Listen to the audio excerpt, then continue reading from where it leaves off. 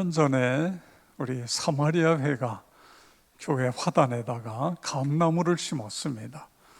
작년에는 한 20여 개, 30개 정도 열매가 열렸는데 금년에는 108개가 열렸어요. 참 우리가 심은 것뿐인데 하나님께서 저렇게 또 열매를 열리도록 해주셨습니다. 다음 주일날이 추수감사주일입니다. 우리 교회의 좋은 전통은 추수감사절에 11조 한 번 더 감사 예물로 드리는 것, 여러분 기억하시기를 바랍니다. 금년에는 예배 회복의 날로 정하고 내일부터 회복의 새벽, 그래서 한 주간 우리가 이곳에 나와 새벽 기도 또는 영상으로 새벽 기도 하시면서 하나님과 나와의 관계가 회복되고 감사가 회복되고 예배가 회복되고 또 인간관계가 회복되고 물질의 복도 회복되고 그런 은혜가 있기를 축복합니다. 사람을 감동시키는 단어, 말이 어떤 것이 있을까요? 여러분은 어떤 말을 들을 때에 감동을 받습니까? 사랑합니다, 이해합니다, 미안합니다, 고맙습니다, 축복합니다, 존경합니다. 저는 먼저도 말씀드렸지만 식당에 가면 제 입맛에 맞지 않으면 제가 만듭니다.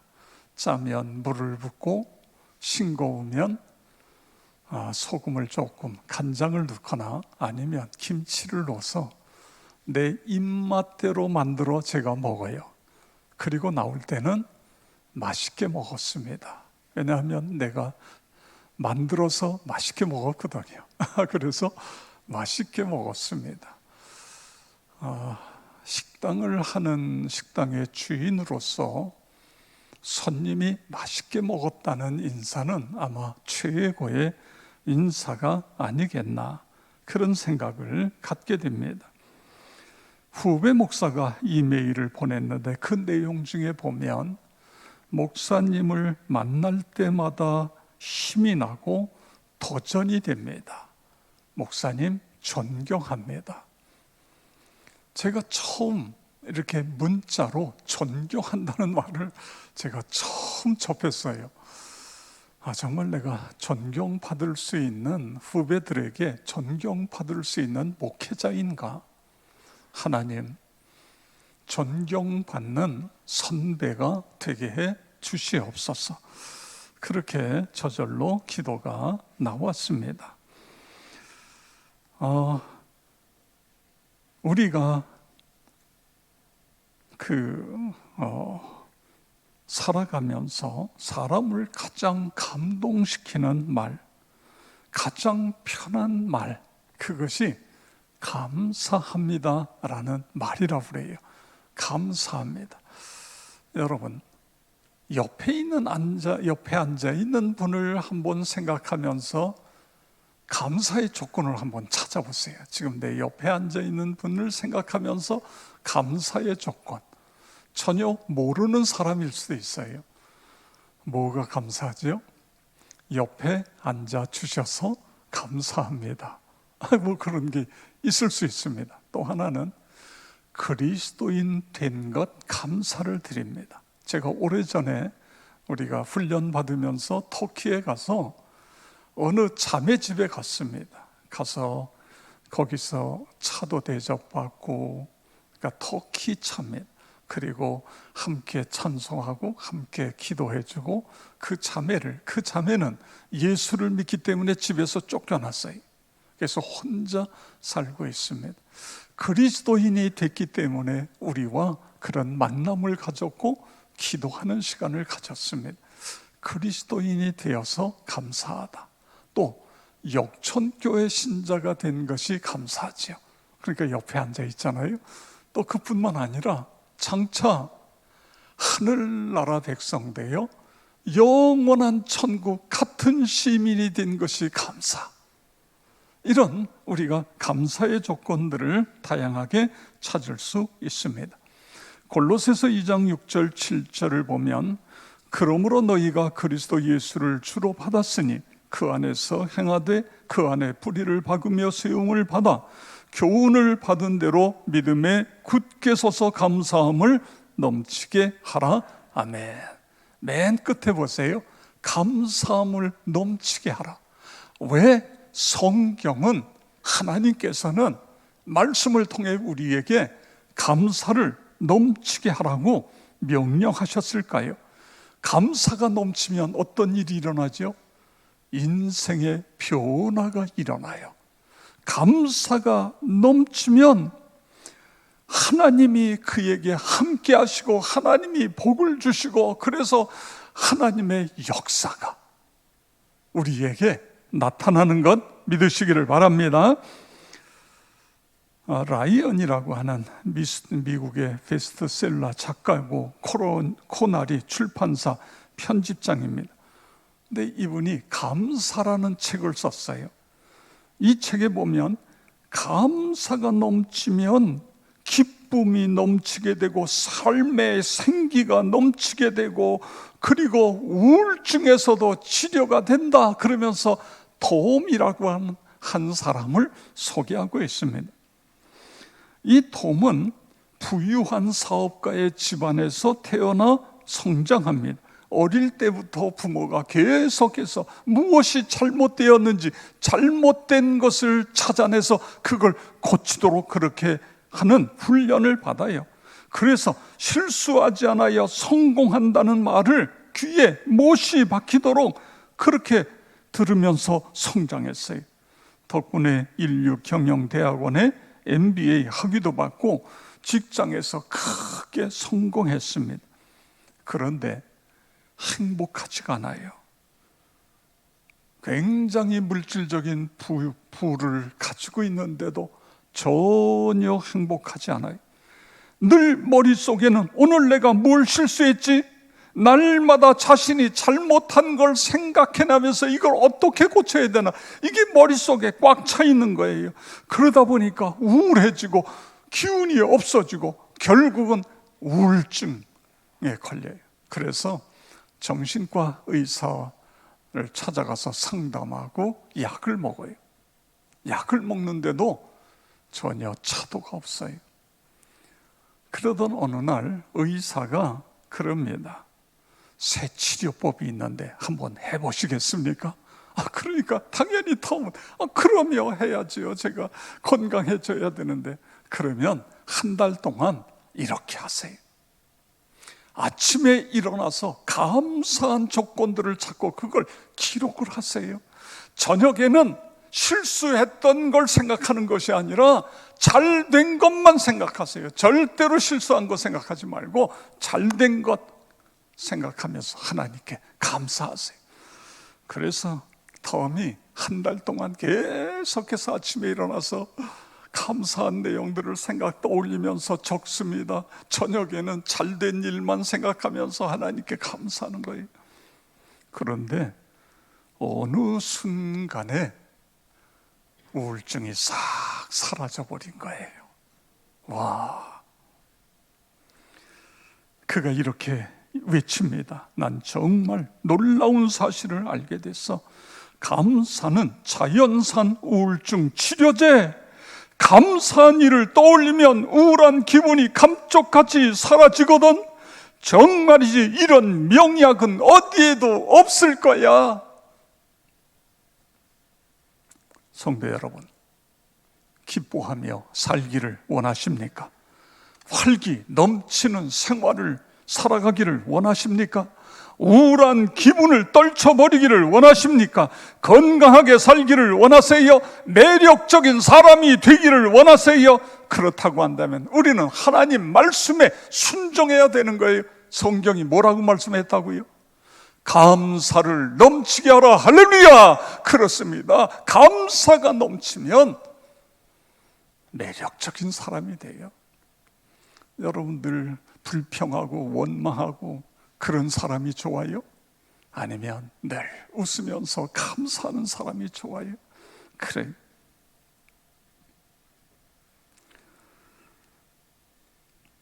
그뿐만 아니라 그 책에 보면 감사가 주는 선물이 너무 많다는 거예요. 감사하게 되니까 건강해지지, 근심, 걱정이 사라지지요. 매력적인 사람이 되지요. 고통과 분노가 사라져요. 상처받았던 것이 사랑으로 바뀌어져요. 평범한 일상이 은총으로 받아들여지게 되어진다. 성도 여러분, 인생을 변화시키는 힘이 감사가 넘치는 삶이다. 나와 여러분이 그렇게 살아가시기를 축복합니다. 자, 그러면 감사가 넘치는 삶을 살려면 내가 어떻게 해야 될까? 오늘 본문에서 세 가지를 찾으려고 합니다. 골로새서 2장 6절 7절 우리 함께 한 목소리로 읽겠습니다. 그러므로 너희가 그리스도 예수를 주로 받았으니 그 안에서 행하되 그 안에 뿌리를 박으며 세움을 받아 교훈을 받은 대로 믿음에 굳게 서서 감사함을 넘치게 하라. 아멘. 너희가 그리스도 예수를 주로 받았으니, 이게 무슨 이야기죠? 너희가 그리스도 예수를 주로 받았으니, 이 이야기는 예수를 구세주로 믿었으니 십자가와 부활의 복음을 마음속에 받아들이고 하나님의 백성이 되었으니, 하나님의 자녀가 되었으니 어떻게 살라고요? 감사가 넘치는 삶을 살아라. 그걸 오늘 우리에게 말씀해 주고 있어요. 하나님의 자녀가 되지 않았느냐, 그거예요. 하나님의 백성이 되지 않았느냐. 그러기 때문에 감사가 넘치는 삶을 살아야 되는데, 그러기 위해서 첫 번째로는 그리스도 안에 뿌리를 내려야 된다, 그거예요. 여러분, 여기에 쓰여진 동사는 완료 시제입니다. 예수를 그리스도로 믿었다고 한다면 단번에 영구적으로 신앙의 뿌리를 깊이 내려야 된다, 그런 말씀이에요. 뿌리가 깊은 나무는요, 폭풍우가 쳐도 가지는 부러져도 뿌리는 뽑히지 않는 것입니다. 견고하게 서 있어요. 신앙도 마찬가지인 것입니다. 우리가 살아가다 보면 여러 가지 어려움들을 당할 수 있어요. 고난이 올 수도 있고 이단 사이비 종교에 현혹되어질 수도 있어요. 그런데 뿌리를 깊이 내리면 넘어가지 않아요. 이게 중요하다, 그거예요. 저는 이단에 빠져서 나중에 나왔지만 다 잃어버리고 고통의 시간을 보내는 사람을 보았어요. 여러분, 신천지 생각해 보세요. 이만희가 어떻게 하나님이 돼요? 지금 이만희 아마 휠체어를 탔을 거요. 조금 있으면요 일어나지도 못해요. 누군가가 가서 일으켜야 돼. 그리고 죽어요. 그게 어떻게 하나님이에요? 그게 어떻게 신입니까? 하나님의 교회? 어머니 하나님? 그 유재일은 밥 먹다가 죽었잖아요. 밥 먹다가 식당에서 쓰러져 죽었어요. 죽으니까 그 마누라를 어머니 하나님이라고 그래요.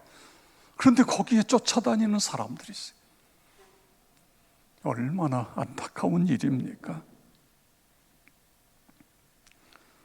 성도 여러분, 그 안에서 행하되 그 안에 뿌리를 박으며, 뿌리가 뽑히면 그 나무가 죽는 것처럼 신앙도 뿌리가 뽑히면 끝나는 거예요. 여러분 생각해 보세요. 내 주변에 나는 신앙의 뿌리를 깊이 내리고 있는가? 내 가족은 신앙의 뿌리를 깊이 내리고 있는가? 그렇지 않으면 내 가족도 교회 다니다가 교회하고 멀어져요. 하나님하고 멀어져요. 뿌리가 깊지 않기 때문에 그런 거예요. 여기에 뿌리가 깊다고 하는 것은 주님과의 깊은 교제로 들어가는 거예요. 주님, 그래서 예수님께서 포도나무와 가지를 비유했죠. 포도나무에 가지가 붙어 있으면, 그러면 줄기를 통해서 가지에 영양분이 공급되고 꽃이 피고 열매가 열리고, 우리는 붙어 있으면 되는 거예요. 이게 떨어지면 안 돼요. 떨어지면 오늘 여기 뿌리를 깊이 내린다고 하는 건 예수님과 내가 하나 되는 것을 의미하는 것입니다. 그래서 예수 생명이 내 생명이 되는 거예요. 또 하나, 여기에 이 말씀은 교회의 뿌리를 내리라, 그런 말씀인 것입니다. 교회라고 하는 건 건물이기보다는 우리 믿음의 공동체예요. 항상 우리가 신경 써야 될 건 이 믿음의 공동체가 얼마나 중요한 것인가. 보세요, 여기서 막 갈라져 가지고 막 다투고 싸우고 해보세요. 이 공동체가 이 안에서 무슨 은혜를 받고 여기서 어떻게 하나님의 복을 받고 그럴 수가 있겠어요? 우리 모두가 하나가 되니까, 교회가 하나가 되니까 하나님이 주시는 은혜를 받게 되고 그렇습니다. 오늘 이 사실을 여러분 기억하시면서 교회 신앙 생활의 성공이 내 인생의 성공이다, 할렐루야, 이 믿음을 가지고 우리가 살아가는 거예요. 두 번째로, 감사가 넘치려면 그리스도 안에서 세움을 입어야 된다, 이런 말씀이 있어요. 7절 다시 보세요. 그 안에 뿌리를 박으며 세움을 받아 그랬어요. 세움을 받아. 그렇습니다. 뿌리를 박는다는 건 식물을 이야기하는 거죠. 나무가 뿌리를, 식물이 뿌리를. 그런데 세움을 받는다는 건 이것은 집을 지을 때의 기초를 의미하는 것입니다. 터가 중요하다, 그게 터가 시원찮으면 거기에 아무리 아름다운 집을 져도 무너져요. 터가 단단하면 그 집은 오래 가는 거예요. 그런데 예수님이 뭐라고 말씀하세요? 그 터가 예수 그리스도다, 그거예요. 복음 위에 예수 그리스도 십자가 부활을 위해 우리의 신앙의 집을 질 때에 그 집이 건강한 집이 되어진다. 그리고 예수님께서 그 다음에 하신 말씀이 있는데 거기에 보면 그런 말씀을 하고 계세요. 24절에 가서 보면 누구든지 나의 이 말을 듣고 행하는 자는 그 집을 반석 위에 지은 지혜로운 사람 같으리니, 아멘. 7장 24절입니다. 나의 이 말을 듣고 하나님 말씀을 듣고 그리고 그 말씀대로 살면 반석 위에 지은 지혜로운 사람과 같다, 그거예요. 그래서 중요한 것이 우리가 묻고 듣고 순종하는 거예요. 성경을 펴서 읽으면서 우리는 물어요. 하나님, 이 말씀을 통해 내게 주시는 은혜가, 내게 주시는 말씀이 무엇입니까? 물어요. 그 다음에 들어요. 그 말씀을 통해서 하나님께서 내게 주시는 거예요. 오늘 이 말씀을 보면 어떻게 해요? 감사를 넘치게 하라, 하나님이 말씀하시잖아요. 그러면 그 말씀을 가지고 우리가 실천하는 거예요. 말씀이 너무너무 중요한 것 아닙니까? 하나님의 말씀. 신앙생활을 중도에 포기하는 사람들을 보면 말씀이 없기 때문에 그런 것입니다. 말씀 속에 깊이 들어갈수록 주님과 내가 하나가 되잖아요. 더 깊은 교제로 들어가게 되어지는 것입니다. 제가 어제 요양원에 계신 권사님과 전화 통화를 하고 기도를 해드렸어요. 이분의 연세가 90이 넘었어요. 그런데 코로나19가 딱 터지면서 요양원은 창살 없는 감옥과 같이 됐어요. 자녀들도 면회를 올 수 없고 저도 갈 수도 없고, 이게 요양원에서 누구 한 사람이 확진자가 들어가면 완전히 요양원을 닫아야 돼요. 그래서 모든 걸 차단해요. 전화를 하고 이런저런 이야기를 나누었는데 요양원에서 권사님이 몇 번 넘어지셨대요. 그런데 골절이 아니라 상처도 하나도 없고 아픈 데도 없고 너무너무 감사하시다는 거예요. 다른 그 요양원에 들어있는 사람들을 보면 약을 한 주먹씩 먹는데 본인은 심장 때문에 약 그거 하나 먹어서, 그래서 하나님께 감사하게 되어지고, 그 요양원에 있는 사람들 이야기를 들어보면 여기저기서 불평, 불만이 얼마나 많은지 모른대요. 집에 가고 싶은데 집에 못 가서 불평이고, 뭐 자식들이 안 와서 불평이고. 그런데 본인은 거기에 있는 것 자체가 감사라는 거예요. 그리고 집에서는 90이 넘은 이 권사님이 집에서 본인이 뭘 해 드셔야 되는데, 여기는 가만히 있으면 때에 따라 밥이 나오고 반찬이 바뀌어져서 나오고, 그러니까 밥 안에서 감사하고, 또 물론 자녀들이 어려움지만 어려운 가운데서도 하나님께서 길을 열어주셔서, 그래서 또 자녀들이 살아가게 되니 감사하게 되고, 주일날은 TV에 목사님들, 유명한 목사님들의 설교가 나와서 설교를 들으며 예배를 드릴 수 있어서 감사하고,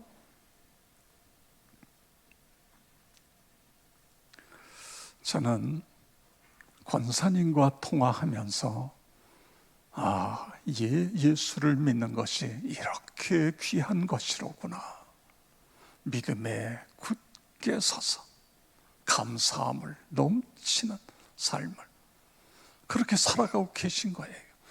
그 옆에 있는 분들에게 전도를 하는데도요, 전혀 시가 안 막힌대요. 그런데도 계속 복음을 전하고 계시다고 그런 말씀을 하고 있는 것을 같이 대화를 나누었습니다. 그리스도 안에 세움을 입어 예수 십자가와 부활의 복음 위에 내 신앙의 집을 짓고 감사를 넘치게 하는, 그렇습니다. 그렇게 되기를 축복합니다. 세 번째로는 감사가 넘치려면 그 다음에 보세요. 믿음에 굳게 서야 된다. 7절, 그 안에 뿌리를 박으며 세움을 받아 교훈을 받은 대로 믿음에 굳게 서서 감사함을 넘치게 하라. 믿음에 굳게 서서. 여러분, 우리 그리스도인들에게 주신 하나님의 크신 은혜와 소중한 복이 뭐라고 생각하세요? 믿음이잖아요. 믿음. 예수님이 제자들에게 믿음이 적기 때문에 적은 연고다, 내 믿음이 크도다, 내 소원대로 되리라, 할렐루야. 믿음이에요. 믿음을 통해서 하나님의 역사가 나타나는 것입니다. 믿음은 하나님께 나가는 유일한 통로이고 영원한 천국에 들어가는 유일한 길인 것입니다. 믿음이 보세요. 히브리서 11장 5절 6절에 보면 믿음으로 에녹은 죽음을 보지 않고 옮겨졌으니 하나님이 그를 옮기심으로 천국에 올라갔다. 그게 믿음으로 천국에 올라갔다. 자, 그 다음에 믿음이 없이는 하나님을 기쁘시게 하지 못하나니 하나님께 나가는 자는 반드시 그가 계신 것과 또한 그가 자기를 찾는 자들에게 상 주시는 이심을 믿어야 할지니라. 아멘. 뭘 믿어요? 하나님의 존재를 믿는 거예요. 하나님의 전능하신 하나님이 나의 아버지 되신 걸 믿는 거예요. 그리고 뭘 믿느냐 하면 그 하나님을 믿고 그 하나님께 나아갈 때 하나님이 우리에게 상을 주세요. 우리에게 건강을 주시고, 우리에게 물질을 주시고, 우리에게 소망을 주시고, 우리에게 건강을 주시고 상을 주신다, 그거예요. 이 사실을 믿으며 살아가는 것이다. 또 믿음은요, 하나님의 기적을 가져오는 능력이고, 믿음은 치유와 회복을 가지는 은혜고 죄의 용서함을 받는 축복인 것입니다. 야고보서 5장 15절 보세요. 믿음의 기도는 병든 자를 구원하리니 주께서 그를 일으키시리라. 뭐가요? 믿음의 기도가 질병에서 고쳐주신다고 해요. 그 다음에 혹시 죄를 범하였을지라도 사하심을 받으리라. 누가? 믿음의 기도하는 사람이 자신의 죄가 생각나서 회개하게 되고, 회개하게 되니까 그 죄를 다 사해 주신다. 여러분 믿으시기를 바랍니다. 그 다음에 믿음은요, 세상을 이기는 능력, 사단을 물리치는 그런 권세. 요한일서 5장 4절 5절 우리 다 같이 함께 읽겠습니다. 무릇 하나님께로부터 난 자마다 세상을 이기느니라. 세상을 이기는 승리는 이것이니 우리의 믿음이니라. 예수께서 하나님의 아들이심을 믿는 자가 아니면 세상을 이기는 자가 누구냐? 아멘. 어떻게 세상을 이겨요? 뭐로? 예수 그리스도를 믿는 믿음으로 세상을 이기고, 그 믿음으로 사탄 마귀를 물리치고, 그리고 이 믿음으로 우리가 감사가 넘치는 삶을 살아가는 거예요. 물론 우리가요, 감사하기 위해서 노력해야 돼요. 그래도 감사가 안 될 때가 있어요. 그런데 중요한 건 뭐라고 그랬어요? 믿음에 굳게 서서 감사함을 넘치게 하라. 할렐루야! 믿음에 굳게 서면, 그러면 하나님께서 감사할 조건들을 생각나게 하세요. 감사의 사람으로 하나님이 바꾸어 주시는 거예요. 저희 데니스, 이분이 복음을 전하면서 당신이 세금을 많이 내야 한다면 감사해라. 당신은 안정된 직장이나 사업장이 있기 때문이다. 당신의 몸무게가 늘어 옷이 맞지 않으면 감사해라. 당신은 먹을 것이 넉넉한 인생을 살기 때문에 세탁할 옷이 집안 구석에 쌓여 있거든 감사해라. 왜냐하면 적어도 갈아입을 옷이 있는 여유가 있기 때문에, 당신의 집에 대청소가 필요하고 문고리 창문을 갈아야 한다면 감사해라. 당신의 몸을 의탁할 집이 있기 때문에 멀리라도 주차할 공간을 찾았다면 감사해라. 당신이 걸어감으로 말미암아 운동할 기회가 주어졌기 때문에 당신에게 불평할 대통령이 있다면 감사해라. 당신은 언론의 자유가 보장된 나라에 살고 있기에 뒷자리에 앉아있는 성도가 찬송의 음정과 박자가 틀리다고 한다면 감사해라. 당신의 청각이 정상적이기 때문에 아침에 울리는 자명종 소리가 고통스럽게 들리거든 감사해라.